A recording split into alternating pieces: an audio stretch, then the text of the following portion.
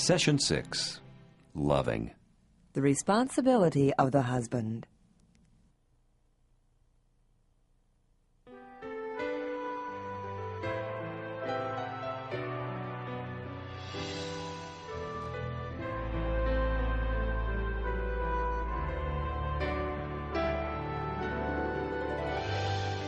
Hi, honey. Made the reservations for 7. What time will you be home? But we had plans. Oh. Well, no, I would... No, it's all right. It's just that well, you know, we hadn't had a night out in a while, and I know. Sure, it's okay. Okay. Bye.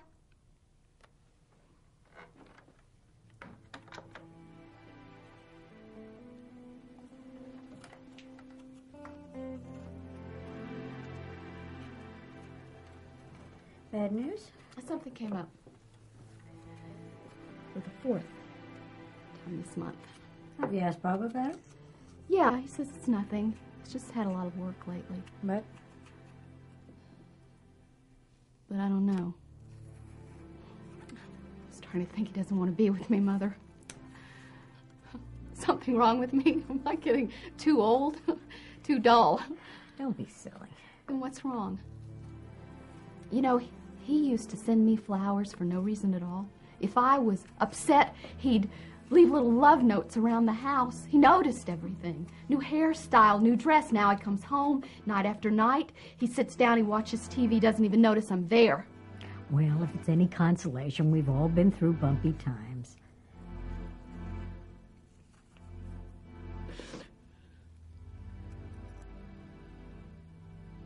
What's wrong, dear?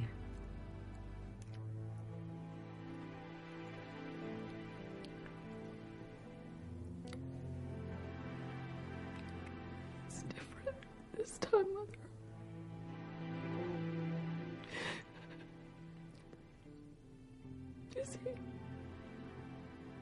Is he looking for a younger woman? Is he going to run off with the 20-year-old, buy a fancy car? Is he...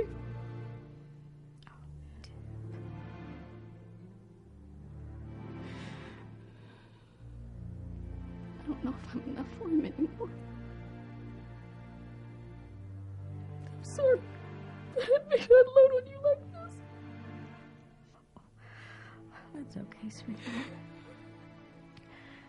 Deb, I know my son. I know he loves you. Does he? Then why don't I feel loved?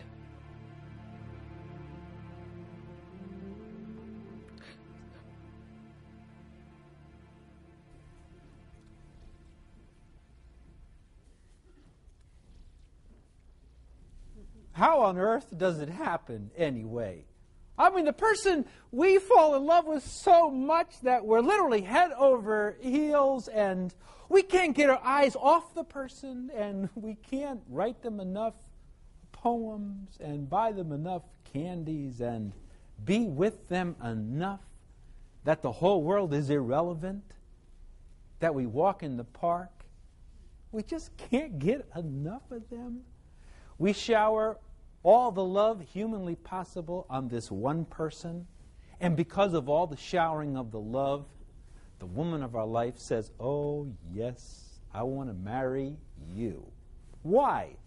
Because we're the one who loved her the most. If you ever counsel young people who are engaged to get married, and you ask them the question, what are you going to do when you fall out of love? You may get a book thrown at you. I mean, no couple ever believes the day will come when they'll have a problem loving each other.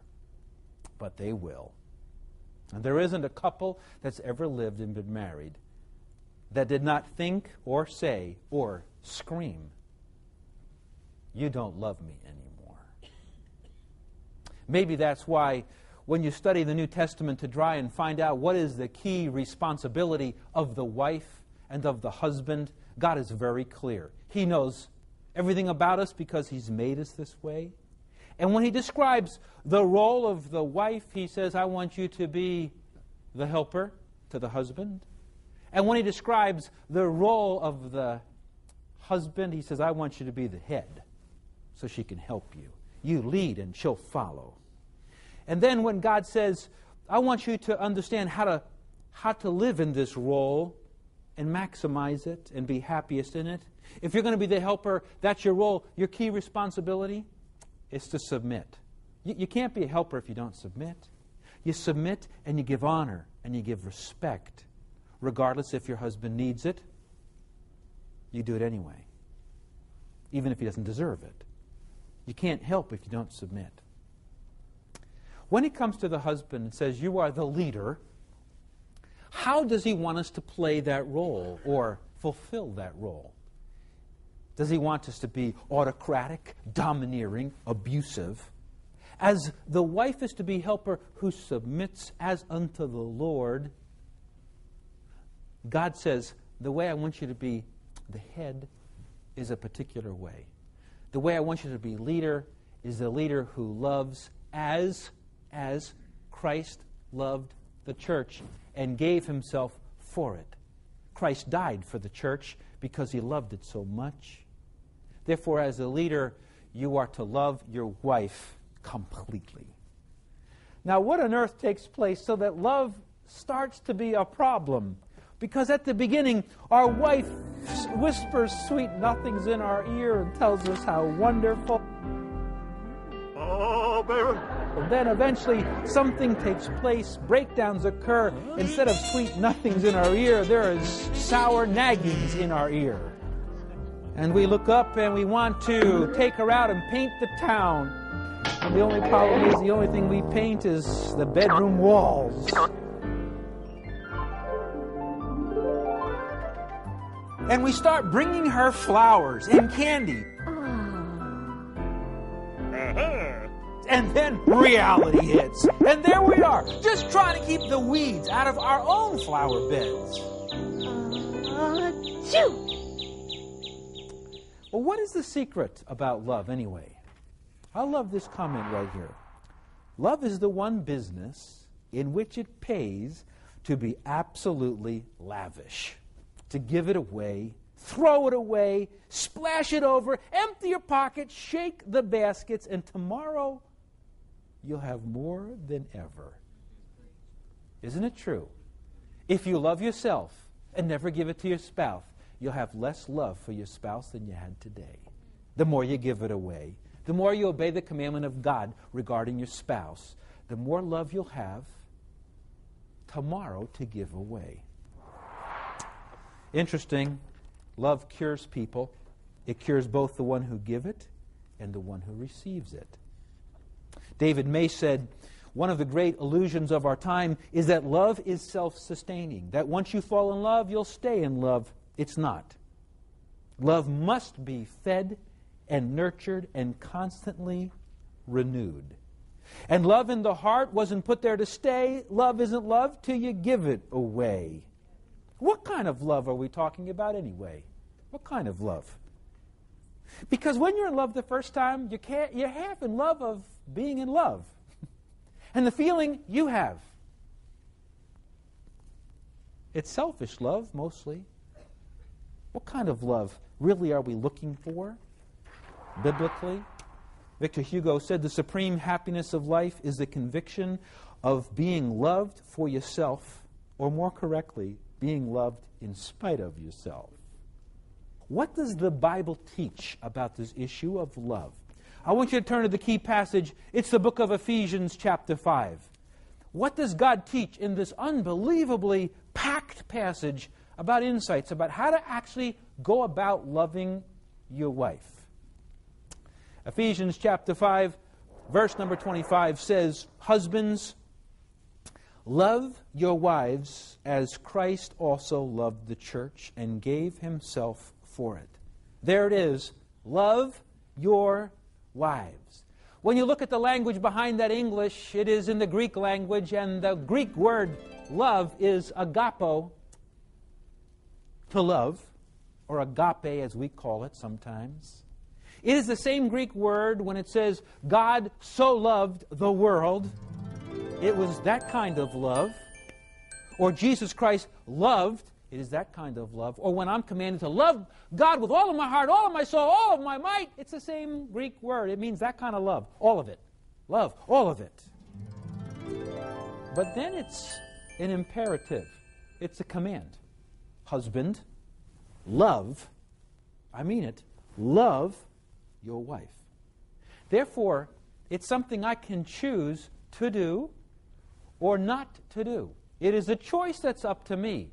I can obey a commandment of God and choose to love my wife, or I can choose not to love my wife. That's the surprising part of it. Who would have ever expected that I have to be commanded by God to love my wife? Because if I don't, I won't love my wife. That love doesn't keep on by itself. It's got to be nurtured. And therefore, if it's an imperative, it's a choice that I have. I can either choose to obey God and love my wife, or I can choose to disobey God and not love my wife. Now, you may say to yourself, wait a minute, I just don't feel like I love my wife anymore. But it's a command. Therefore, the truth of the matter is, you can if you want to.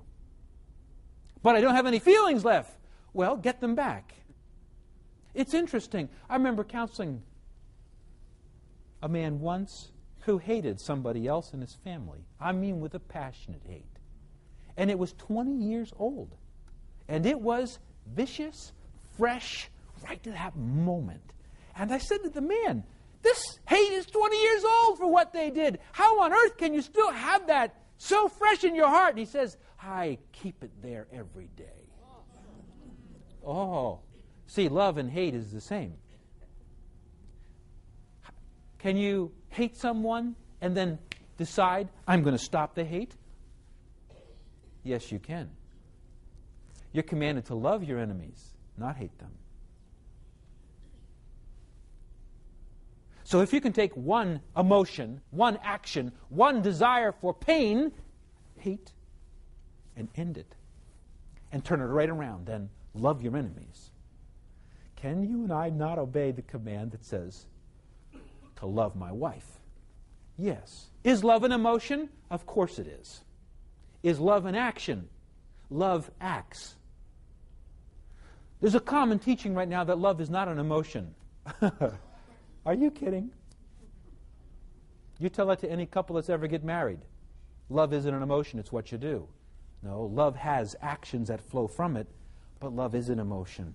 And when Jesus Christ, when the Apostle Paul, when Peter says, love your wife, he doesn't just mean do things that show you love. It means love her emotionally, passionately, with feeling, with fervency, with the wonder of it all.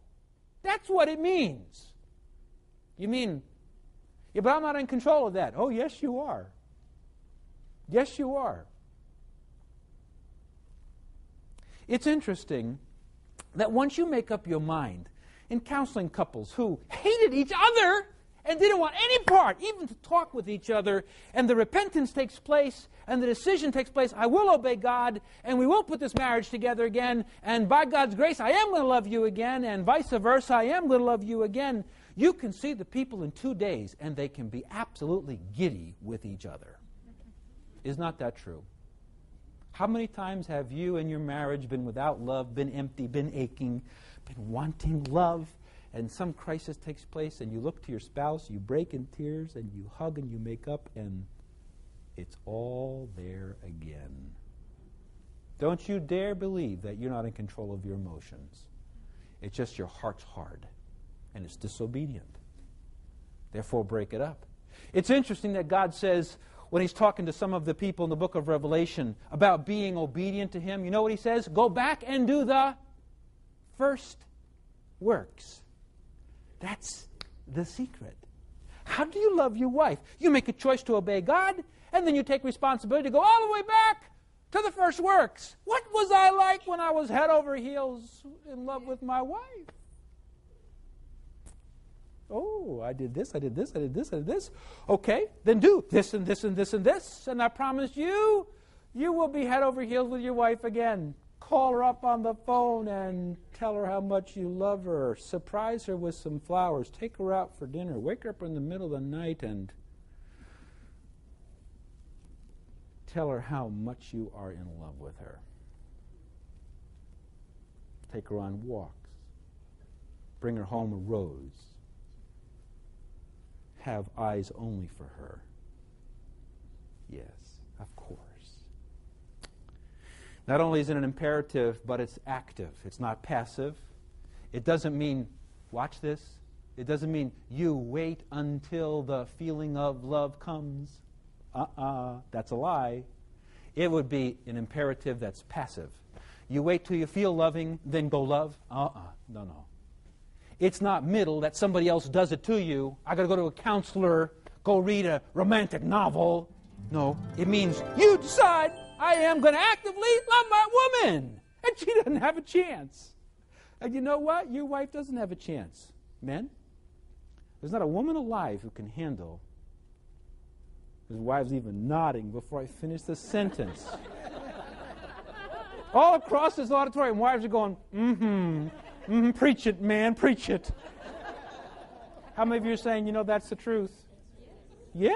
I've yet to watch a woman who can't, just blossom underneath their man's love.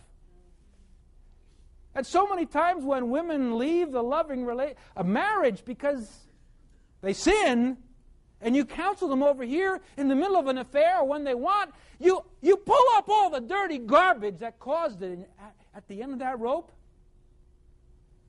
I'm not loved anymore. Is there anybody who loved me? It's active. You mean you make a choice? Yes. And you get after it? Yes. How do you do that? You go all the way back to the things that caught her the first time. I fish. And I went fishing for the first time years ago in Colorado in these brooks with the trout. And the trout are very smart in that part of Colorado. They can suck in the little fly and spit it out before you can even sense it. And I was out with a guide and with my son, and we fished. He said, wrong one. He took it off. He took another little. He said, try this one. Let it go about 6 inches beneath the top. No, wrong one. Give me it. He picked up some stuff out of looked in. He said, wrong color. Gave us a different one, and we caught the fish time after time after time. He says, you got to have the right bait to catch the fish. Guess what? You are the bait for the woman you love. You are the bait. Get dressed up, man. Go for it. And what it was that caught her the first time, she hasn't lost the love of those things. And everybody's different. Go back to those things that just made her head, who is that? That's what you want to do. It works, doesn't it? Not only is it an imperative, not only is it an active, love your wife, it is in the present tense. It's not the tense in Greek that means love her once. No. It's not the tense in Greek that means love her for a little while here, then not for a while, and then in the ebb and flow of life, then love her again, then let it go for a little while, and love it again. And it's not. It's very careful. It's in the present tense. You know what that means? You love her, and don't you stop. Don't stop. Don't stop being active in choosing to love your wife. You know, a wife who is loved by her husband will follow her husband anywhere. Isn't not that true? Yes, I asked my mother, Mom, how did you go with Dad when he didn't have a job and we went across the country and you had 6 little kids and you hardly had any money? And she started laughing and she said, because we were in love then like we are now. And let's go. Yes.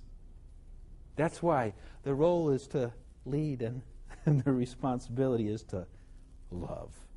It's to love. What does that word love mean?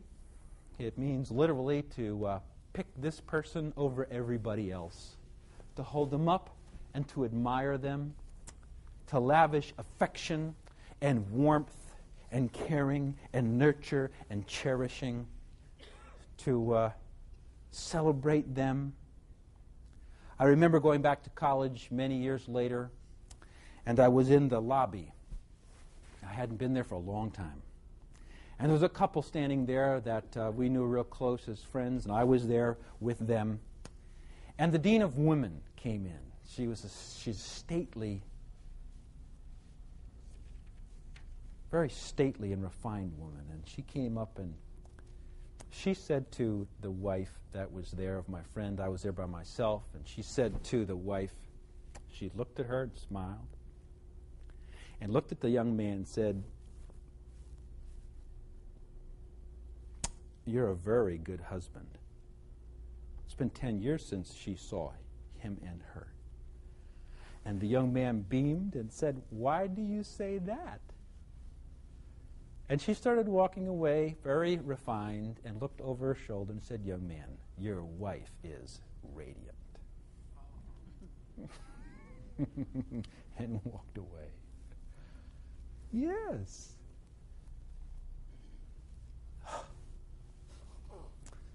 Love your wife.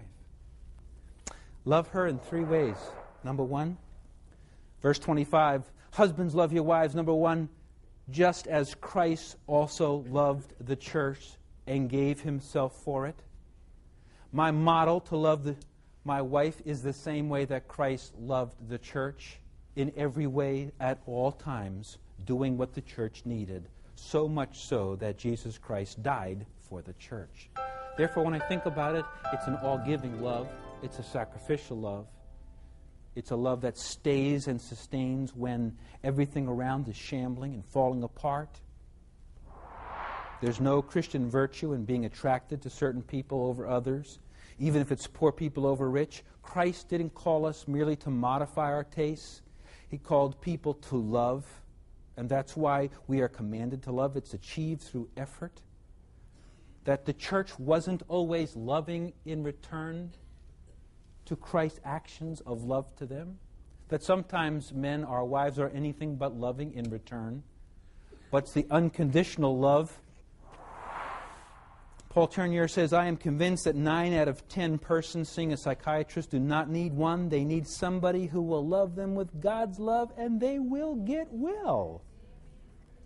So that's the kind of love.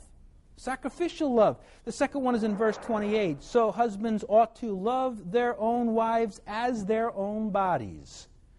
He who loves his wife loves himself. Verse 29. For no one ever hated his own flesh. That's a remarkable thing. Many secular psychologists are saying the biggest problem with you is you hate yourself. That's a lie. There isn't a person ever been born who hates himself, even at this moment. No one hates. They have too much self-love.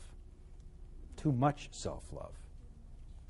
And God says to love your wife as yourself. Why? Because you are one flesh. And this concept that says, I tear down my wife, I don't give honor and love and affection and caring, and I don't listen to her, and I don't nurture her, and it's not going to make any difference to me, because I'm me, and I'm over here. And how you're doing isn't related to me is absolutely the opposite of what's true. I have yet to find a man who's got everything in life who is happy if he's not in love with his wife. There's an emptiness in the eyes and a sadness that is so profound. The thought that says, I don't care about you, I will live my life over here, as if it will make no difference to me if we aren't in love, is a lie. You are her. She is you. And because you are one flesh, you got to love her, because you're shooting yourself in the foot and the arm, and you're stabbing yourself when you don't love her. And you will suffer because you're one flesh. Number 3, not only has Christ loved the church, not only as their own bodies, but number 33, nevertheless, let each one of you in particular so love his own wife as himself. As himself. Therefore, as you think to yourself, What do I love? What do I enjoy? What would I love to take place tonight? Then that's the very thing you do for your spouse. As Christ loved the church, as you love yourself, as yourself itself. What would I love to have happen in my life? Well, I'd love a surprise once in a while, or I'd love this, or I'd love that. Then that's what you do. A romantic's evening. You plan it. You set it up. You drive home, pick up your wife and say, sweetheart, come with me. Where are we going? Just you and me. Where are we going? I got dinner made. I know. Thanks. We'll have it tomorrow leftovers, but I got something just for you. You go to the favorite restaurant, lights are down, candlelights up. You take a hold of her hand. Yeah, literally. The way you used to. Across the table. I took my daughter out to the restaurant Sunday. We had pancakes in the middle of the afternoon. And there was a couple that were engaged. In the next table, there was a young man, maybe 25, 26, and a young woman. They were engaged. You saw the diamond ring. And it got to be absolutely funny.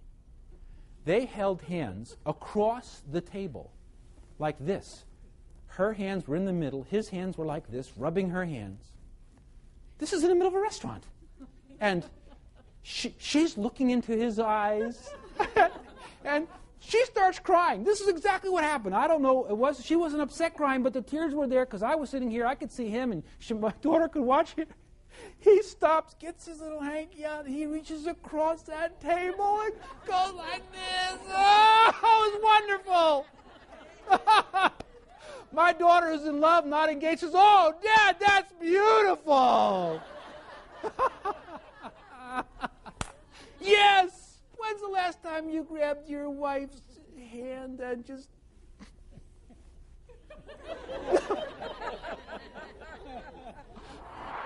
The way to love someone is to lightly run your finger over that person's soul until you find a crack, and then gently pour your love into that crack. Why? Because sometimes your spouse has all kinds of needs, doesn't she? And there's no greater love than the love that holds on where there seems nothing left to hold on to. Because that's what love's all about. True love doesn't have a happy ending. True love doesn't have an ending. So as we conclude this session about the responsibilities, I tell you, I'll take the responsibility that God's given to men. Love your wives any day. Can you imagine the thought of Almighty God saying to men, the greatest feelings you ever had in your life were loving your wife? Please do that some more.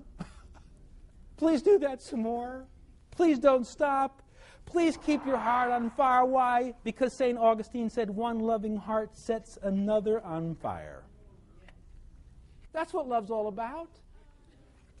Therefore, husbands, as you are the leader, the master, the ruler, would you please lead with love? So much love.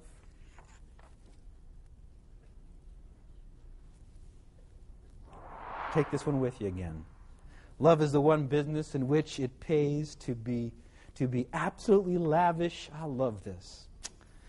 To give it away to your wife. To throw it away to your wife. To splash it all over her. Empty your pockets over her. Shake the basket for her. And tomorrow, do it all over again and again and again and again. For how long? Somebody else said it this way. Until death do it part.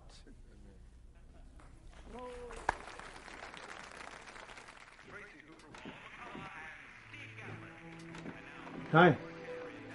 Hi. Thought you had to work late. Yeah, that's what I thought too. Well, kids aren't here. Your mother insisted on taking them. Yeah, I know. I asked her to. Really? Yeah. Then I realized you had your heart set on going out to dinner. Well, it is too late now. Ah, au contraire.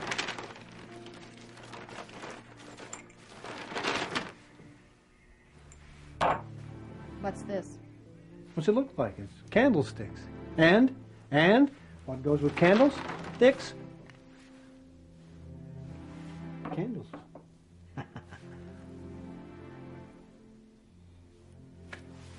It's a piece de résistance.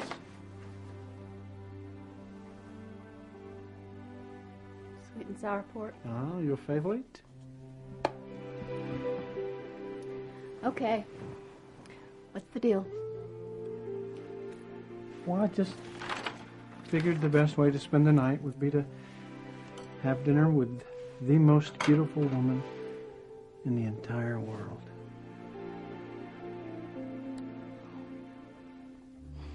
Bob. Let's eat. It's like romance, I huh? love this. Oh, this looks wonderful.